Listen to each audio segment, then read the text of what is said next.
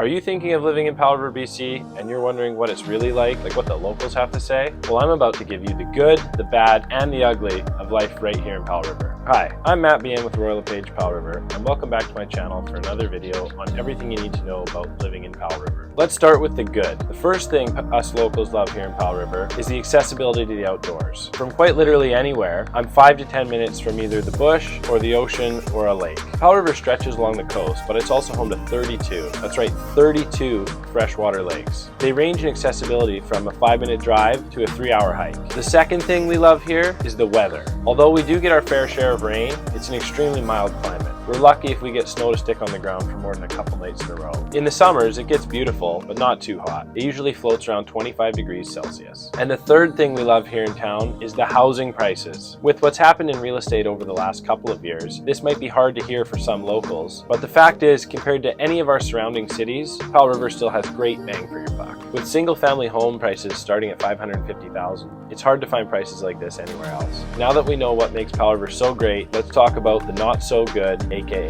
the bad. The first thing that's a little annoying is the accessibility. Although we are part of the mainland, we require 2 ferries or a flight to get here. Growing up here, I've become quite accustomed to the ferries, and in fact I commuted for work for years to Vancouver. However, those who aren't used to them, it tends to be the first thing they complain about. The next thing you may or may not like is the lack of employment options. This may or may not be an issue depending on how you look at it. We were formerly a mill town, but with the mill recently shutting down, it limits employment options to mostly smaller operations. However, there are still lots of opportunities depending on what line of work you're in. And if you're an entrepreneur, there's plenty of opportunities for new ventures in our town. And the third thing you may or may not like is our limitations on post-secondary education. Although our university has taken major strides over the last 10 years, offering an array of different first-year trades programs and entry-level university courses, but beyond that, we are quite limited. Anyone looking to get a university degree will more than likely have to move out of town to do so. But if you already have your degree and you're already out in the working world, we've got plenty of room for you here in Powell River.